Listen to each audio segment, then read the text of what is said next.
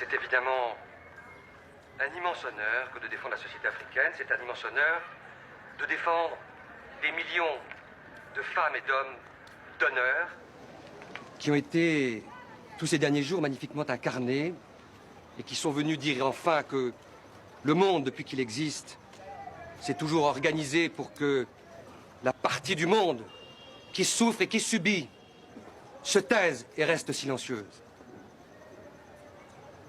Et pour que le continent africain reste silencieux dans sa souffrance, il faut évidemment des gardes-chourmes. Il faut des gardiens de camp parfois. Des gardes-chourmes, c'est-à-dire l'Empire américain et ses affidés, ses sous-traitants européens et ailleurs. Il faut des docteurs Diafoirius, des docteurs Folamour, qui prescrivent des ordonnances qu'évidemment les Africains ne savent jamais lire et ne respectent jamais. Des ordonnances, soi-disant potions magiques, qui se révèlent rapidement, des poisons qu'on distille à merveille, poisons chinois, et d'ailleurs peut-être que demain, les Chinois vont s'y mettre, et le mal sera alors absolu. C'est dire si, me semble-t-il, il n'y a guère de difficulté pour que votre cour déclare coupable la Banque mondiale et les autres, ses complices, l'association de malfaiteurs. Il n'y a guère de difficulté parce que le bilan est évidemment effrayant. Les chiffres sont meurtriers et les statistiques assassines. Il suffit d'adosser et de se souvenir que pendant la période de 20 ans écoulée, où les premiers plans d'ajustement structurel, et on va le voir rapidement, des plans de destruction, d'appauvrissement structurel se sont mis en place, à côté, les statistiques parlent et sont éloquentes sur la tragédie qui se déroule devant nous. Le taux moyen d'espérance de vie a tragiquement baissé, 46 ans aujourd'hui, qu'on ne cesse de manipuler le sida cyniquement pour oublier que par ailleurs, ce taux de mortalité, s'il augmente, il est lié évidemment à la baisse importante, significative du revenu par tête d'habitant en Afrique. Bref, la messe est dite. La messe est dite. Les plans d'ajustement structurel ont globalement échoué. Ces 50 millions d'enfants africains dont la mort est programmée pour les 5 prochaines années. Ces 3 millions de morts de paludisme qui sont programmés pour l'année prochaine. Et on va dire, face à ces chiffres meurtriers, que la Banque mondiale et les autres ont sans doute triomphé. On ne peut pas le dire. Et on ne le dira pas. Et on le dira d'autant moins que les plans d'ajustement structurel, de toute évidence, ont mis l'Afrique dans un cercle vicieux, mais aussi un cercle absurde. Et ce cercle vicieux, il a commencé, vous le savez, la Cour l'a parfaitement compris, par la dette. La dette qui est comme une pierre au cou de l'Afrique. La dette qui est comme le signe de l'allégeance de l'esclave à son maître. La dette dont les chiffres parlent d'eux-mêmes. 220 milliards de dollars en 2003. La dette dont on sait par les dernières statistiques, Monsieur le Président, Madame de la Cour, que si 4 dollars par tête d'habitant ont été remboursés, 4 dollars restent encore à payer. Et que de toute évidence, cette dette, elle a mis à genoux et elle met à genoux l'Afrique parce qu'elle lui vole sa souveraineté financière et son indépendance économique. Elle a mis à genoux l'Afrique parce qu'elle a démantelé sa fonction publique. Elle a mis à genoux l'Afrique parce qu'elle a obligé l'Afrique à brader ses services publics au mieux des intérêts des prédateurs financiers. Elle a mis à genoux l'Afrique parce qu'elle a mis par terre certains de ses hôpitaux publics. Elle a mis à genoux l'Afrique parce qu'elle a privatisé l'école par la faiblesse des revenus conférés aux fonctionnaires publics. Elle a mis à genoux l'Afrique et l'Afrique devient ainsi le miroir sinistre de ce que le monde est en train d'écrire, c'est-à-dire un monde privatisé. Et dans ce monde qui se privatise devant nous, la Banque mondiale, qui devrait être la banque de l'humanité, est devenue la banque de l'inhumanité. Cette Banque mondiale est devenue la banque de l'inhumanité parce qu'elle est devenue le cheval de Troie du capitalisme financier. Alors évidemment, on nous dira que la corruption est partagée entre les Africains et les Européens. Mais va-t-on dire tout à l'heure de l'autre côté de la barre que les Africains ont inventé la corruption? Va-t-on dire qu'il y a un chromosome de la corruption en Afrique? Va-t-on oublier que les corrupteurs viennent des pays riches et jamais des pays pauvres?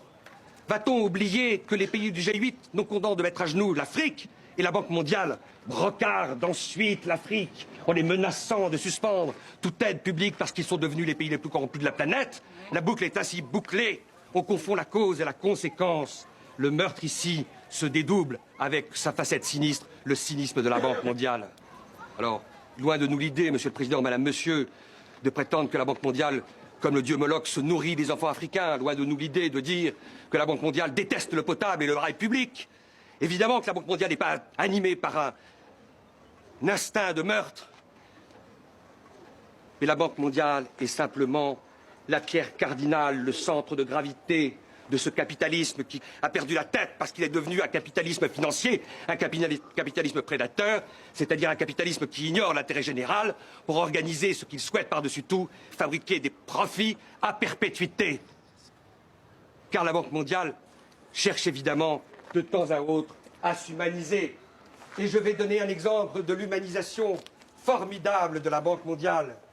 Qui a dit il y a quelques jours à Paris, avec des larmes de crocodile, chaque semaine, 200 000 enfants malades de moins de 5 ans meurent dans le monde en voie de développement. C'est Paul Wolfowitz qui l'a dit. Vous savez, Paul Wolfowitz, celui qui a conceptualisé la guerre en Irak, dont le coût est supérieur au coût qu'il faudra mettre pour organiser de l'eau potable dans toute l'Afrique et sauver tous les malades du sida en leur offrant à tous des génériques. C'est lui qui a fait semblant de pleurer dans une tribune à Paris il y a quelques semaines. Alors cessons ce bal des hypocrites, cessons ce bal maudit des prédateurs. Arrêtons-nous un instant sur les derniers arguments de la Banque mondiale. Il y aurait une malédiction sur l'Afrique. Et c'est ce miroir épouvantable que l'Europe réfléchit sur l'Afrique et qui de temps en temps pollue quelques cerveaux, tue les consciences critiques. L'Afrique serait vouée au malheur. La pauvreté y serait aussi naturelle que le génocide tropical, l'esclavage, le néocolonialisme. Et cette espèce de fatalité, on la trouverait également dans cette certitude, l'Africain est toujours ignare. Et d'ailleurs, que n'a-t-on entendu de l'autre côté de la barre il y a quelques jours, quand Mme Souko a déposé, et elle a eu le toupet, Mme Souko, de dire qu'elle savait lire un bilan. Femme savante, a-t-on dit de l'autre côté de la barre. Femme savante, mais oui, les Africains, la complexité du monde, elle est irréductible pour eux. Ils n'y connaissent rien. Et puisqu'ils n'y connaissent rien, ça permet de disqualifier et de délégitimer tout esprit critique, cet esprit critique que courageusement on a entendu il y a quelques instants du côté de la barre. Alors oui, vous allez déclarer coupable la Banque mondiale d'avoir abusé de la confiance du peuple africain. Oui, vous allez déclarer coupable la Banque mondiale de non-assistance à peuple en danger. Oui, vous allez déclarer coupable la Banque mondiale de ne pas avoir respecté son mandat d'origine, c'est-à-dire servir l'humanité. Et ce faisant, vous allez réouvrir la voie de l'utopie que chacun de nous voit de l'œil intérieur et qui permet de dessiner un monde nouveau derrière les collines. L'utopie qui est en quelque sorte ce bélier africain qui vient se frotter et déchirer le froc de la raison d'État du marché. L'utopie demain pour éviter ce qui se prépare dans les banlieues d'Accra, d'Abidjan et du Caire, c'est-à-dire que des gamins ivres de pauvreté et de souffrance, ce demain se transforment en boules de feu. Vous allez donc déclarer coupable la Banque mondiale de redevenir une banque de l'humanité. Vous allez déclarer coupable la Banque mondiale pour les crimes d'inhumanité et du cynisme qu'elle commet depuis 20 ans. Et évidemment, la seule peine possible, c'est la peine la plus modeste. C'est la peine la plus douce. Car Paul Wolfowitz, on ne va pas le jeter dans le Niger, les Caïmans n'en voudront même pas. La peine qu'il faut prononcer, et c'est ce que nous vous demandons,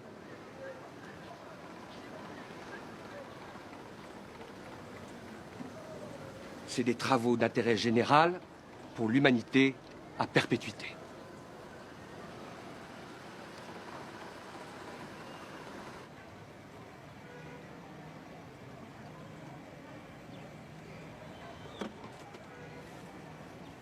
J'ai l'insigne honneur de comparaître devant votre juridiction pour prêter ma robe à la défense d'une noble et juste cause, mais surtout prêter ma voix aux 100 voix d'Afrique qui, depuis 25 ans, subissent la loi d'airain de l'ajustement, cette loi du plus fort qui jamais n'a su être la meilleure. Oui, Monsieur le Président, l'ajustement est un mal organisé, structuré, administré et inoculé à nos peuples. Ce mal, Monsieur le Président, c'est le cynisme de la dette, le cycle vicieux de la dette. Cette dette qui a fini de ruiner nos économies et qui nous a aspiré toutes nos forces vitales alors qu'on n'a pas encore fini de payer. Que faut-il faire devant la violence de la dette? j'entends les latino-américains. Ils nous ont dit, Monsieur le Président, la deuda es impagable. La dette est tout simplement impayable. Oui, Monsieur le Président. Elle est impayable parce qu'elle est illégitime. Elle est impayable parce qu'elle est violente. Elle est impayable parce que tout simplement, elle est insoutenable. À la violence de la dette vient s'ajouter le bradage de nos biens publics, de nos services publics, de nos services sociaux de base, la privatisation. Après avoir privatisé la santé, alors que entre juin et septembre 2005, 42 000 personnes sont mortes du choléra, cette maladie du Moyen-Âge qu'on croyait à jamais éradiquer de nos villes et de nos campagnes. Mais qu'on n'aille pas plus loin, Monsieur le Président. Ici, dans cette chambre, gît et gémit un malade. Entendez-vous sa complainte? Elle m'est parvenue aux oreilles et nous privatisons la santé. Ce n'est pas fini. On privatise l'éducation. Conçue comme un droit universel, l'acquisition du savoir et de la connaissance, qui doit être la chose la mieux partagée. Pendant que 2 tiers de nos enfants sont analphabètes, on nous demande de payer pour acquérir le savoir et la connaissance. Ce n'est pas fini, Monsieur le Président. On a privatisé, on a bradé nos services publics.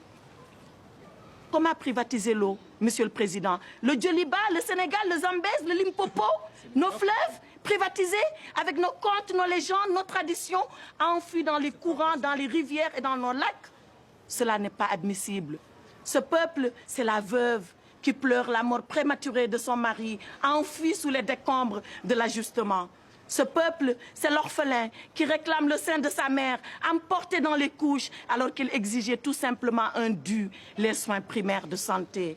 Ce peuple, Monsieur le Président, c'est le père de famille, ce compressé du rail, ces messieurs que vous avez entendus, ces dames qui vous ont supplié à votre barre. Le père de famille qui a vu son autorité, qui a vu son influence, qui a vu sa dignité diluée et emportée par un licenciement injuste. Ce peuple, Monsieur le Président, c'est enfin Zégué Bamba. Avez-vous, Monsieur le Président, entendu la complainte de Zégué Bamba? Ce paysan qui vous dit « Mais pourquoi, comme alors, je ne sème pas? Pourquoi, quand je sème, je ne récolte pas? Et pourquoi, quand je récolte, je ne mange pas ?» C'est cette Afrique, Monsieur le Président, qui vous demande dignement, humblement, modestement, mais légitimement justice, Monsieur le Président. Alors vous la lui rendrez, sa justice à l'Afrique. Vous la lui rendrez, non pas en condamnant la Banque mondiale, non. Vous la lui rendrez tout simplement, Monsieur le Président, en renvoyant la Banque mondiale, le FMI, l'OMC, le G8, tous leurs affidés et leurs complices à leur mission première, celle-là qu'ils n'auraient jamais dû oublier et qui met l'homme comme finalité de toute action humaine. Il vous appartient, Monsieur le Président, vous, par votre plume, qui rendra la décision. Il m'appartient, moi, par la robe que je porte. Il nous appartient à nous tous, parce que c'est notre devoir de génération de provoquer et de précipiter la venue de ce jour.